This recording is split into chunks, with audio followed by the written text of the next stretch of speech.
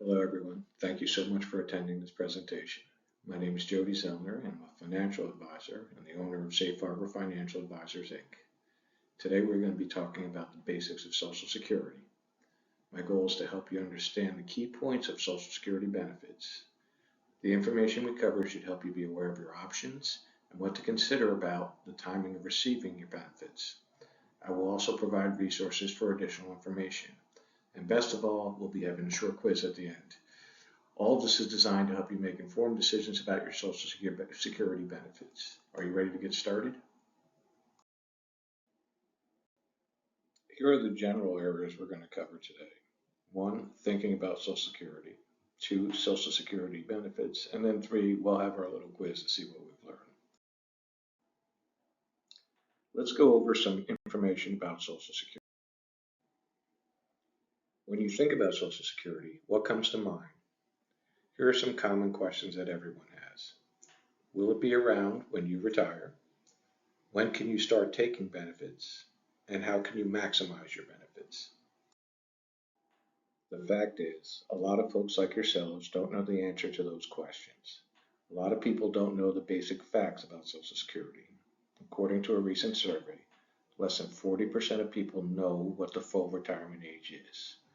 40% of people aren't sure how much their monthly Social Security benefit will be, and workers within 10 years of retirement overestimate their monthly retirement benefit by almost 30%. While attending this presentation is a good way to learn the basics, at some point you will want to check out the website for more comprehensive information, www.ssa.gov/planners.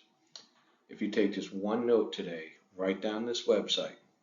The site has numerous links to helpful pages within the site, including calculators, publications, and life expectancy estimates.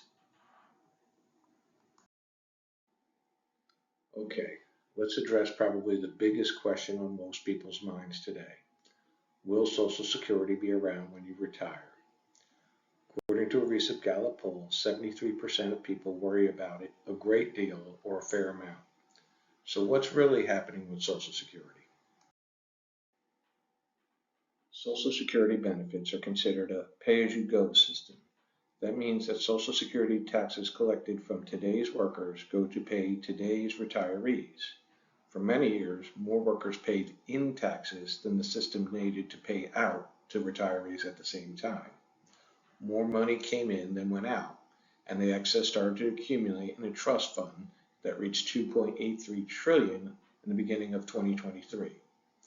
But now, mostly due to the large number of baby boomers who will continue to retire over the next several years, the worker to retiree ratio has started to shift. Soon, we'll reach a point where there is not enough money coming into the system to pay out all the people claiming benefits. To make up for this shortfall, the Social Security Administration will begin pulling money from the trust fund. The Social Security Administration projects the current trust fund balance will only last until 2035. Once it's depleted, benefits can only be paid directly from Social Security taxes collected from the current workforce. The projections show that this will only generate about 75% of what's needed to pay all the benefits. The Social Security Board of Trustees believes most likely adjustments will come in the form of a reduction of benefits or an increase in taxes or some combination of both. But Social Security will not go away. So let's go over Social Security benefits. When you can claim Social Security depends on a couple of things. 1, if you're eligible, and 2, the year you were born. For example, if you were born in 1955, your full retirement age, the age at which you can collect your full Social Security benefits, is 66 and 2 months. But for those of us like myself, born after 1960, we have to wait till age 67 to get full retirement benefits. Before we move ahead, I want to take a quick moment to call out something very important. You'll hear me return to this important point several times during this presentation, and here it is. Social Security should not be considered as your primary source of income. It is important to save as early and as much as you can in a 401k or IRA to help meet your retirement income needs. We will have more on this later. If you file at an age other than your full retirement age, your benefit amount will be reduced or increased. Filing earlier gives you a reduced benefit. Filing later gives you an increased benefit. For someone with a full retirement age of 67, here's what you can expect based on the age that you actually file for benefits. If you're 62, you would only get 70% of your full retirement benefits. If you wait till your retirement age at 67, you get 100%. But if you can delay that to age 70, you get 124%. As you will notice, delaying your benefits each additional year results in a significant increase, about 8% a year, once you hit your full retirement age of 67. Everyone's situation is unique, so it's important to look closely at the trade-offs before making your decision. Here are some reasons you might want to claim benefits earlier. You need the money to help pay for living expenses. You cannot work any longer due to health reasons. You have caregiver responsibilities for a family member, or you lost your job. Here are some reasons you might want to claim benefits later. You don't need the money right now. You have income from other sources to live off of, such as your pension or 401k plan. You believe you have a longer life expectancy during which higher payments will be helpful. You plan to work at some point in time during retirement. You like the idea of getting higher benefits over the long term. Now let's talk about the money you receive from Social Security. According to the Social Security Administration, the average retired family receives 38% of their income from Social Security benefits. The amount of benefit income you receive may be higher or lower than average, but it is likely it will be your only income stream that adjusts most years for inflation. For 2024, retiree benefits increased 3.2%, known as the cost of living adjustment or COLA. It is backed by the United States government, and it will pay you as long as you live. Those are all pretty good things. Now let's take a look at the taxation of your Social Security benefits. The Social Security Administration does tax your benefits. However, it depends on your combined income, which is the sum of your adjusted gross income from your tax return, plus non-taxable interest, plus 1/2 of your Social Security benefits. Here are the current taxable amounts for both individuals and those filing a joint return. For individuals, if you're making less than $25,000 from all those sources, no portion of your Social Security benefits is taxable. If you're making between $25,000 and $34,000, up to 50% of your Social Security benefits can be taxable. If you're making more than $34,000, up to 85% of your Social Security benefits can be taxable. If you're filing jointly and you're making less than $32,000, no portion of your Social Security benefits are taxable. Between $32,000 and $44,000, 50% can be taxable, and more than $44,000, up to 85% of your Social Security benefits can be taxable. If you plan on working while receiving benefits, let's talk about that. You can definitely receive benefits while you're still working. That's the good news. The bad news is that there is a limit to the amount you can earn before your benefit is reduced. For 2024, that limit is $22,320, and that amount can be adjusted each year for inflation. The other good news is that the limit applies only up to full retirement age, when that limit goes away entirely. The reduction is $1 for every $2 you earn over the limit. Here's an example of someone who earns $24,000 while receiving benefits. In this example, there's $1,680 over the limit. The benefit reduction would be $840, $1,680 divided by 2.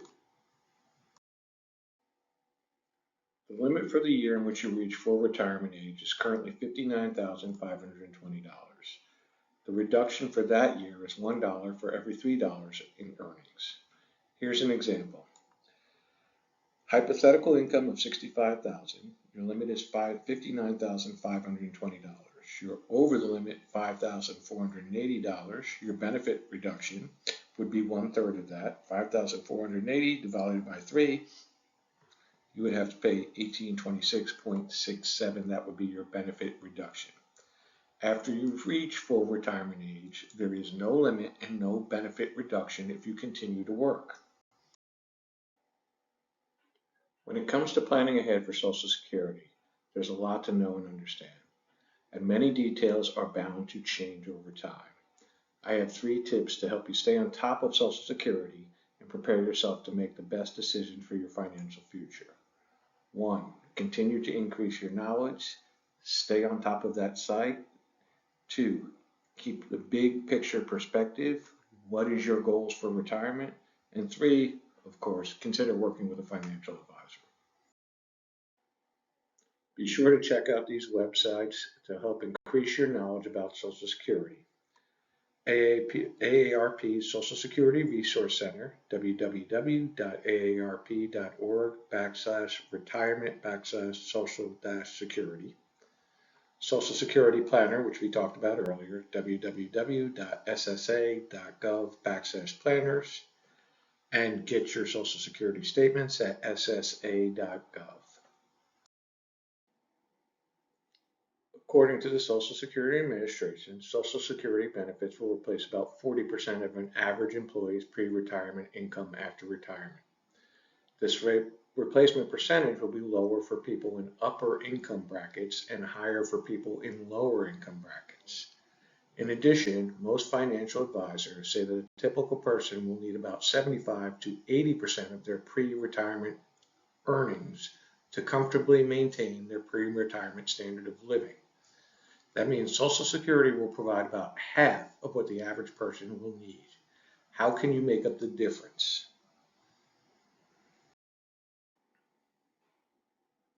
Some of the reasons you may want to consider working with a financial advisor while getting to know your Social Security is guidance and advice on budgeting, debt management, and other key financial goals.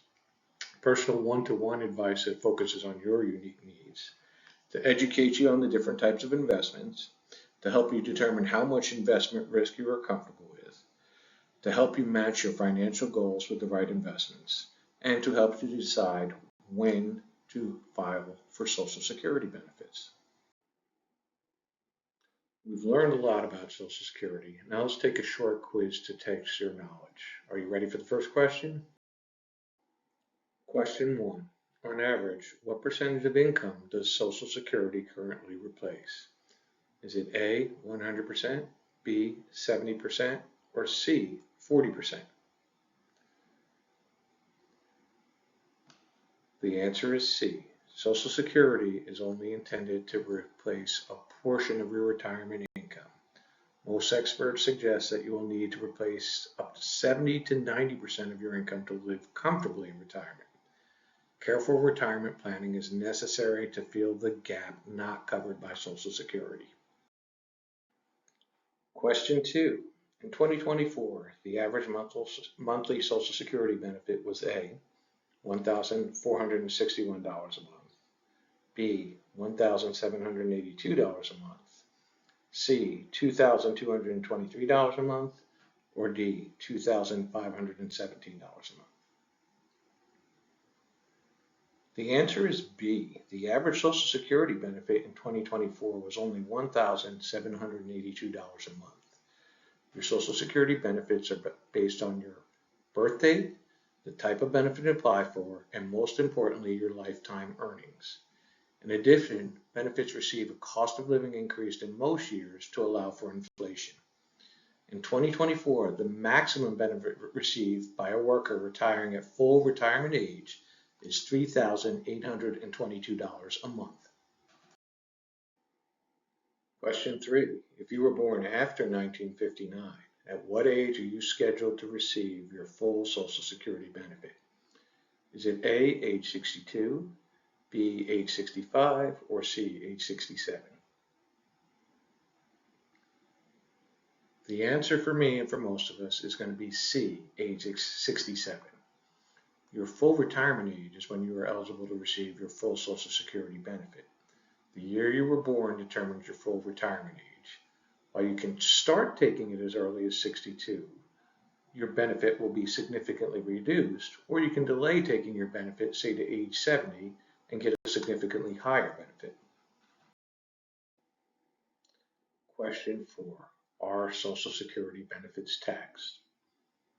Is the answer A, yes, all benefits are subject to taxation, B, maybe taxation depends on your income, or C, no, Social Security is exempt from taxation?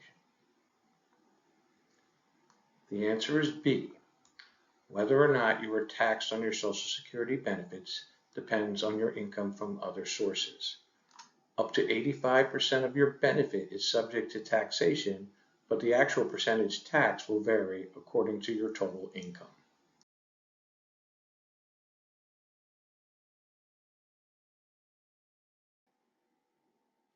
Thank you for your time today.